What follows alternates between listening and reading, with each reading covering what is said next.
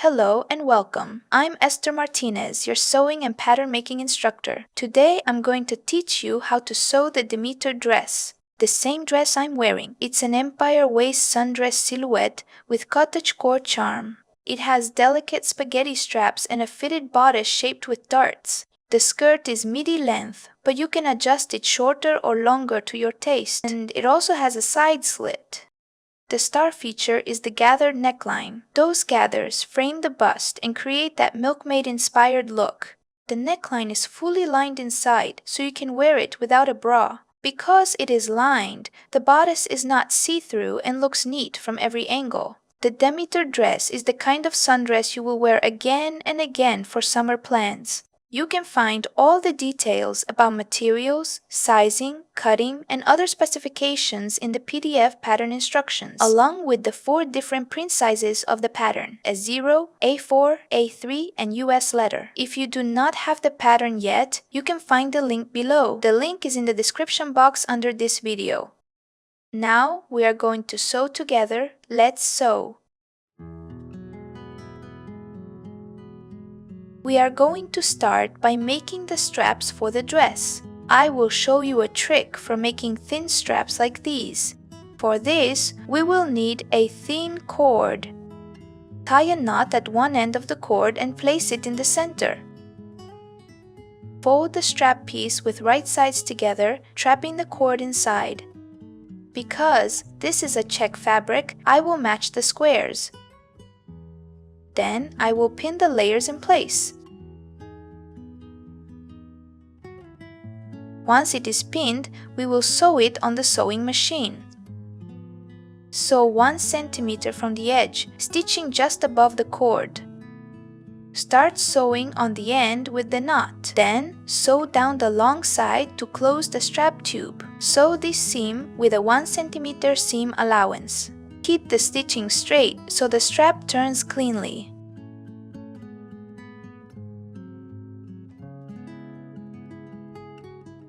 After sewing, trim a little fabric off the corner.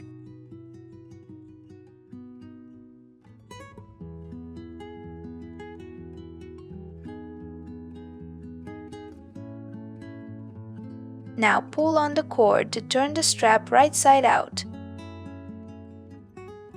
You can help the tip start through with your fingers.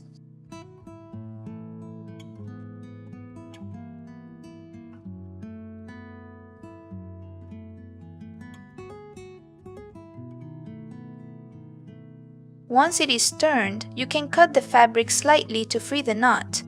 You can also undo a few stitches so the cord comes out. In this simple way, the dress strap is finished.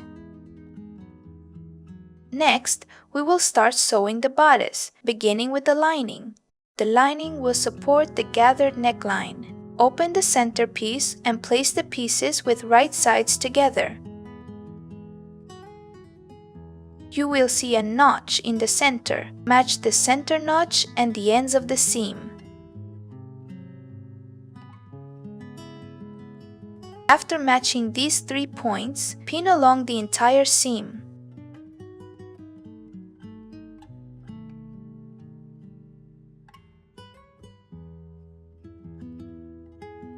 Repeat the same steps on both sides.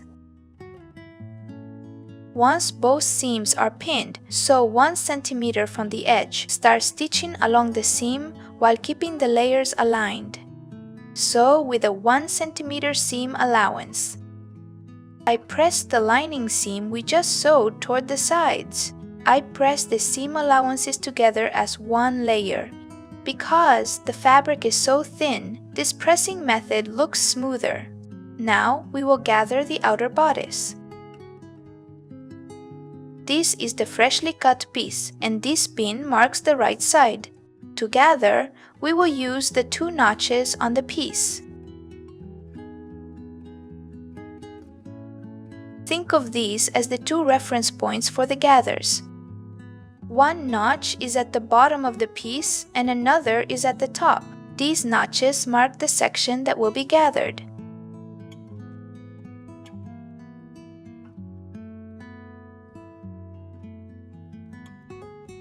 area outside these notches will not be gathered. You will find the same notches on the lining. These notches help you match the lining and fabric with right sides together. I recommend marking the center on both pieces by folding them in half and snipping at the fold. Now we will sew the gathering stitches using the notches as guides. You can see the small snips I made to mark each notch. Sew 2 parallel lines with low tension and a long stitch length. These long stitches will let us pull the threads to gather the fabric.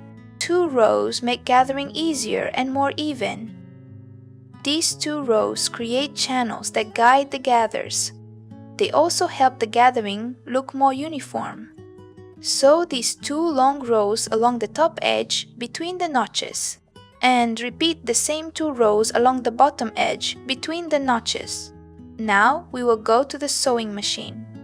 To sew the gathering lines, leave long thread tails at the start.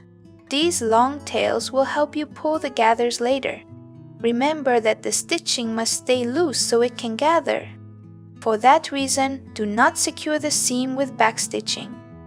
Do not backstitch at the beginning or at the end. Leave the ends free so the threads can slide.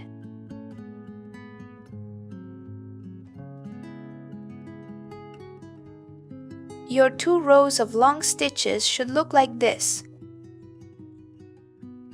Now we will pull the threads to gather the fabric. Pull either both top threads or both bobbin threads. Do not mix threads from different sides as you pull. Once you have the correct threads, slide the fabric to form gathers.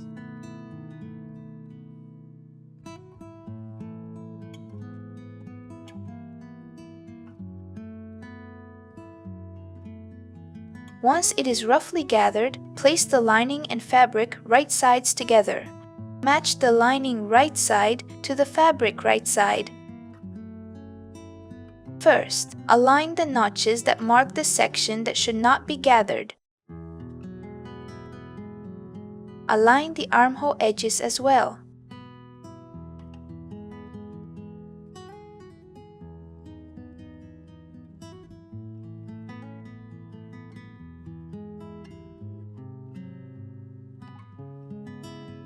Repeat the same alignment on the other side. Be careful not to catch the gathering threads as you work.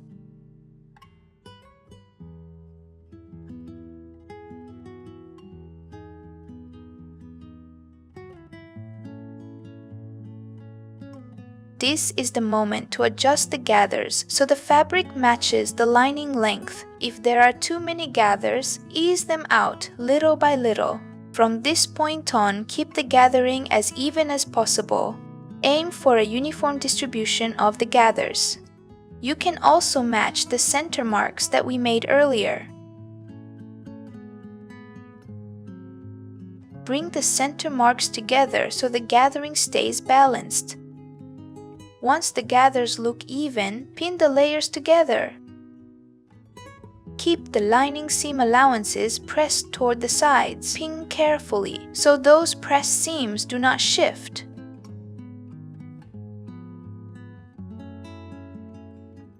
Once everything is pinned, we will insert the straps. Slide each strap between the fabric and the lining. Position the strap 1 cm from the curved armhole edge. We measure 1 cm from the edge so the strap sits flush with the armhole and looks neat when sewn. Now that everything is pinned, we are ready to sew. Sew 1 cm from the edge along the seam.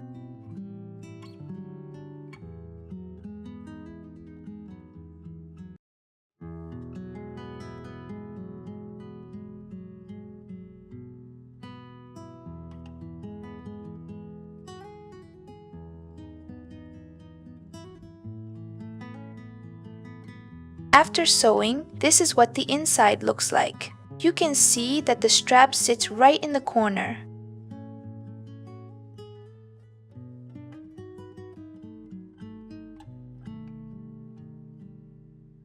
After stitching, remove any visible gathering threads along the top edge. Only remove the threads that will show on the outside. The lower threads can stay because they will be hidden inside the seam. This upper channel must come out because it would show on the exterior. You can see the gathering line here, and we do not want it visible, so we will carefully unpick it.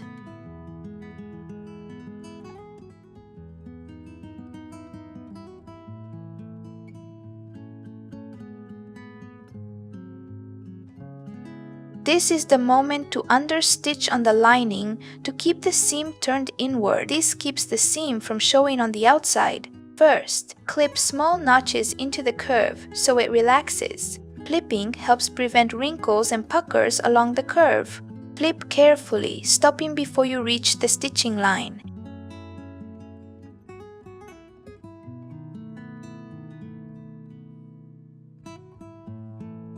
After clipping, the seam will turn and lie flat more easily. Pin the seam allowance toward the lining. Because the lining is white, you can see the seam allowance clearly. You will probably not be able to sew all the way to the strap. Stop a few millimeters before the strap and then continue on the straight section. Continue stitching along the straight gathered neckline area. Understitch close to the lining edge along the armhole and neckline. Sew close to the seam so it stays hidden from the outside.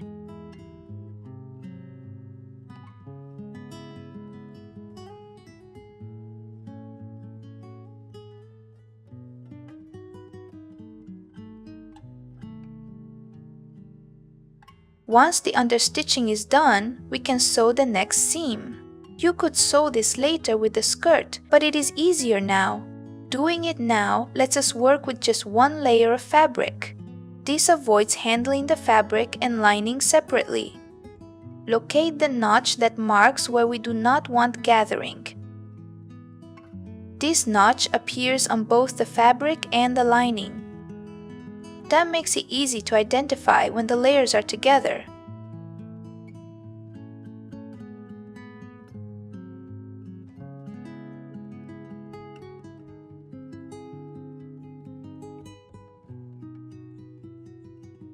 You can also pin the ends to keep the layers from shifting. Pinning the ends helps prevent the fabric from moving as you adjust the gathers.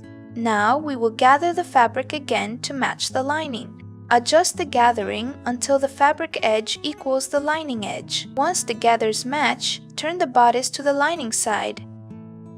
Check that the lining sits slightly toward the inside. Because the lining is lighter, it may need a small adjustment. When the gathering matches the lining, pin everything in place. Then stitch just inside the seam allowance to secure the gathers, so it will not be visible once the dress is finished. Keep this stitching slightly less than 1 cm from the edge. This way it will stay hidden when we join the bodice to the skirt. The skirt seam will be sewn at 1 cm, so this line should not show. Now that the fabric and lining are secured, remove the gathering stitches. Unpick them slowly so you do not cut the securing seam. Be careful not to disturb the stitching you just made. Now press the area you understitched without flattening the gathers. Use small taps with the iron so the seam sits where it should.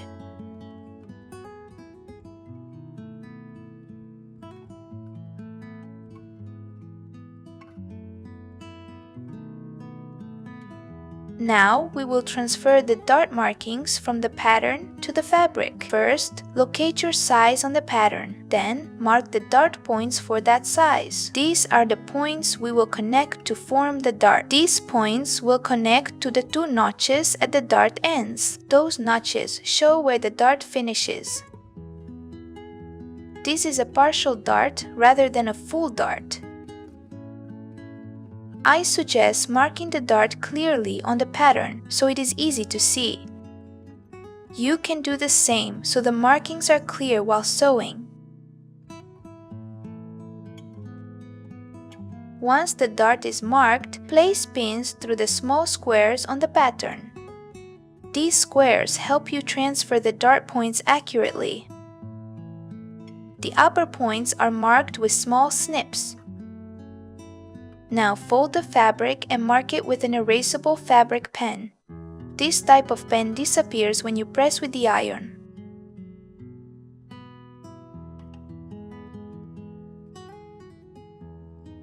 If you want, you can also mark the notches.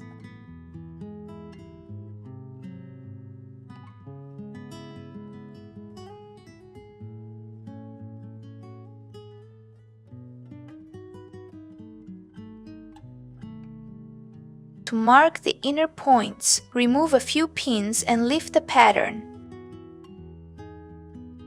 Then, transfer the marks in the same way.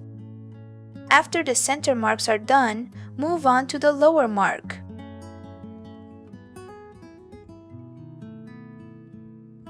Once all marks are made, remove the pins and lift off the pattern. Next, copy the same markings from the paper onto the fabric. Use a ruler to connect the dots with your fabric pen.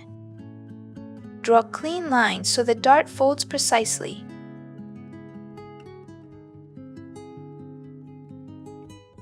Once the lines are drawn, fold the fabric and match the marks. Pin the dart legs so the two marked lines meet.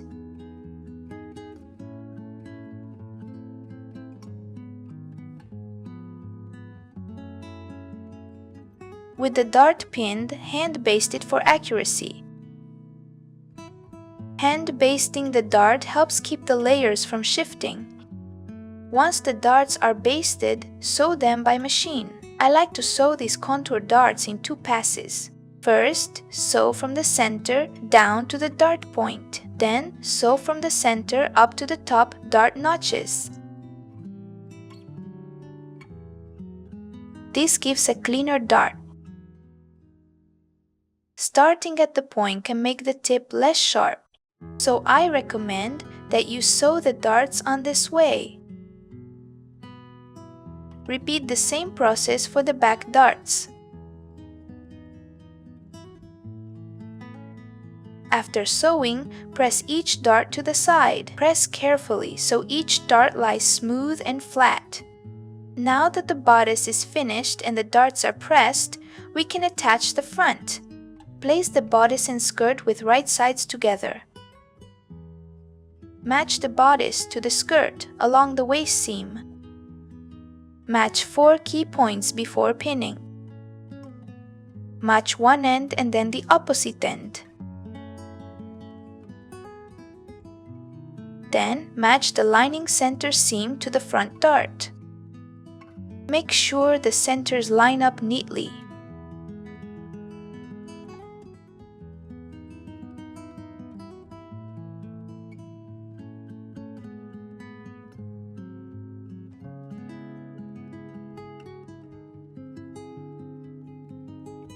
Once the points are aligned, pin along the entire seam.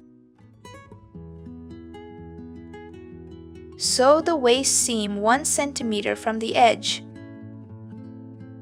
This seam has a 1 cm allowance.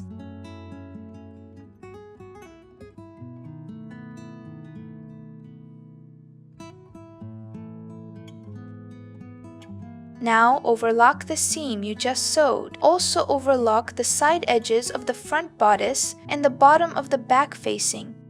If you do not have an overlocker, use a zigzag stitch instead. A zigzag on a regular sewing machine works well for finishing edges. Finish all the indicated edges before moving on.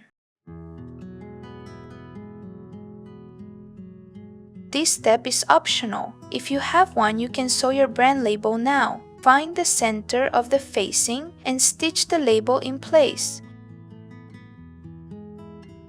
At this stage, the back is ready to be assembled. Lay the dress flat so the straps do not twist. Keeping everything flat helps the straps sit correctly. Align the strap ends with the back edge with right sides together. I prepared the back piece with the darts sewn and pressed as shown earlier.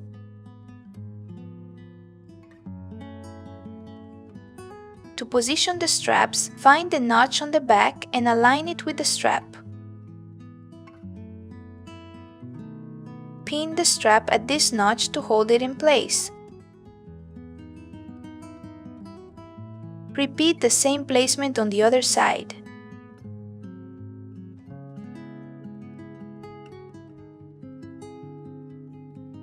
Once the straps are pinned, place the facing on top. Use the facing piece where you attach the label. Place the facing and back with right sides together. The facing has small snips that mark the strap position. Use the same pin to line up those strap placement marks. Once aligned, pin the layers securely. Pin the beginning and end of the seam as well. Then, pin along the entire seam length.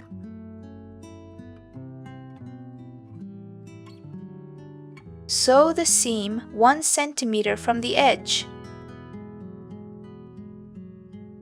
Use the seam allowance included in the pattern as your guide. Now try on the dress to check the strap length. Because the straps are attached front and back, you can put the dress on now. Pin the side seams temporarily to hold the fit. Then measure how much strap length you need to remove. The strap pattern is intentionally a little long for fitting. Once you have your desired length, mark the excess as I did here. Transfer that measurement back to the dress. Measure from the mark to the strap end. In my case, I measured from the dart mark to the strap edge. I need to take 2 times 5.5, which equals 11 centimeters. Now I can remove the temporary dart because the measurement is set. Inside the back facing, unpick the 4 stitches holding the strap. Open the strap end so you can shorten it. Measure the amount to remove, plus the 1 cm seam allowance. In my case, I removed 11 cm plus 1 cm for the seam. Pin the strap in place and double-check the measurement from the facing seam. Once the length is correct, stitch the strap down again on both sides.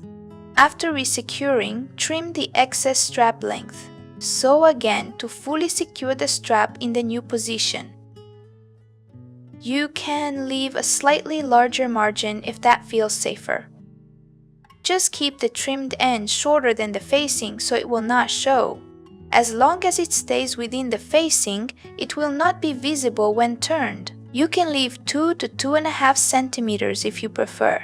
While I was at the machine, I also added understitching on the facing. I moved the seam and strap toward the facing so it stays inside. This prevents the facing from rolling to the outside when you wear it. This is what the stitching looks like on the outside and on the inside. You can see 2 parallel rows of stitching here.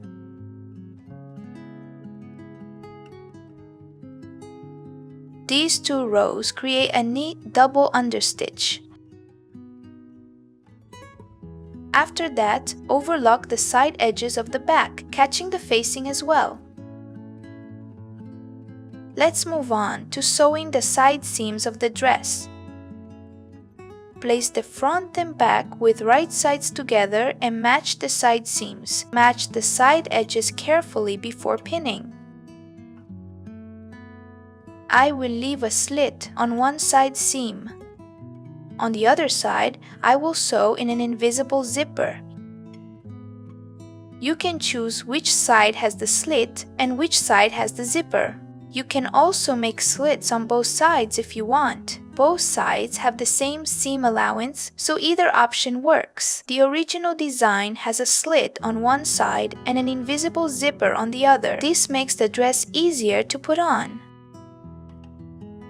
On the pattern, you will find a notch that marks the hem.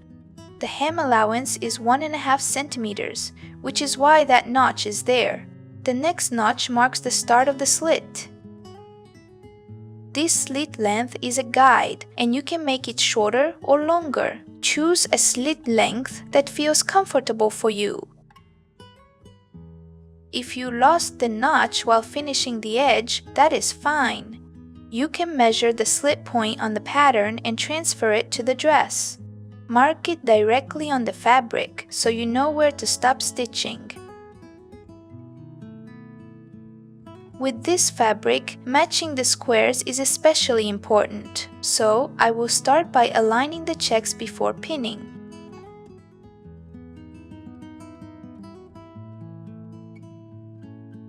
With one side pinned, we will prepare the other side for the zipper.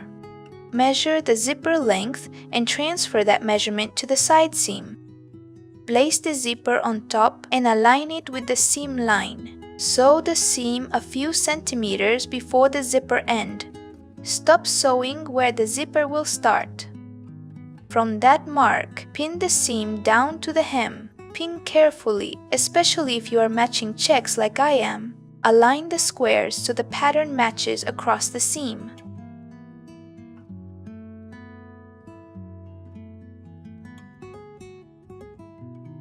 Sew the side seam 1.5 centimeters from the edge.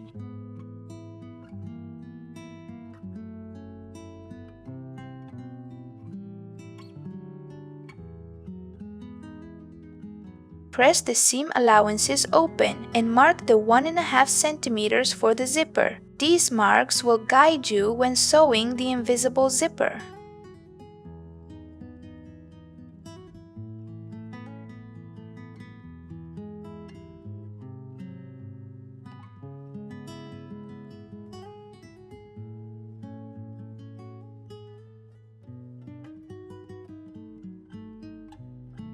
One of the key moments in making the Demeter dress is sewing the invisible zipper. If you struggle with zippers or want to improve your zipper skills, I recommend the Zipperpedia. The technique we are going to use is explained in detail in the book, along with 8 other essential zipper techniques for professional results. Each technique is explained step by step in text and photos. It includes over 300 photos. Having a well-defined sewing method can make a big difference in your finishes. Your projects will have a before and after.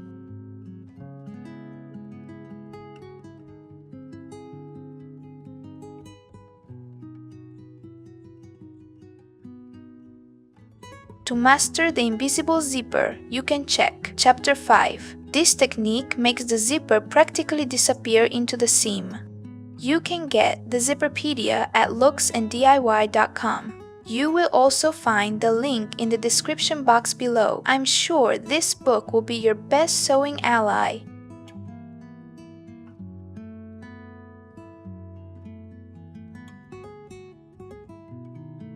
Once the zipper is attached, this is the result using the method I teach you in the book. As you can see, the zipper is red on this sample. With this fabric, a beige zipper would blend in better and hide small errors. When you close it, the zipper disappears into the seam. This is an invisible zipper that truly looks invisible. The zipper tape stays hidden so the seam looks clean.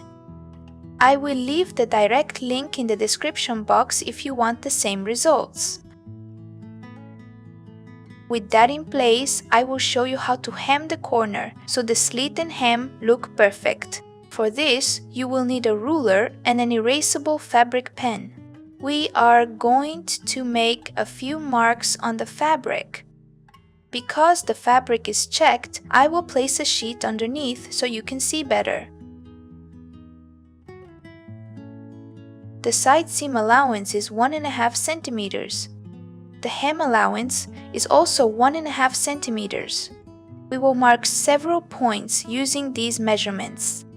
From the edge, mark 1.5 plus 1.5, which equals 3 centimeters. Do the same marking along the slit opening. Connect these 4 marks with straight lines. We want to create 4 small squares.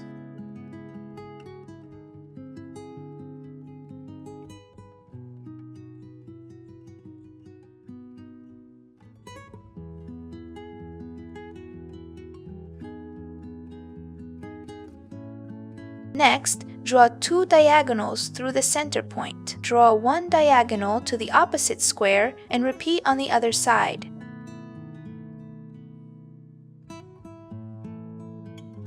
Once marked, fold along the diagonal line. Use the diagonal as a guide and hold the fold with a pin.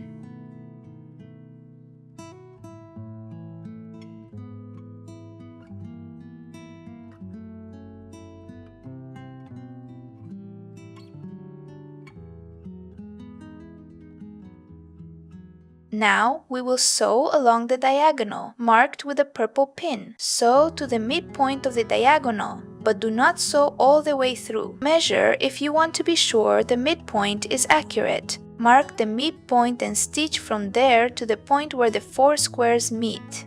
Sew in a straight line to that intersection point. Cut off the triangle, leaving a few millimeters of seam allowance.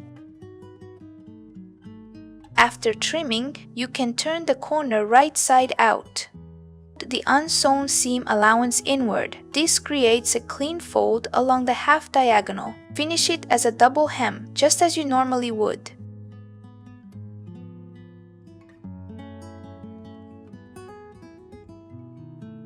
Continue folding so the hem and slit edges align neatly. Here you can see the beautiful smooth corner without bulk. I recommend that you iron the hem and opening before you start sewing, as this will make the process easier and help the fabric hold its shape. Next, we'll sew right along the edge of the fold. Once the hem and slit are sewn, this section is finished. As you can see, the corner looks crisp and accurate. It looks clean on the inside and professional on the outside.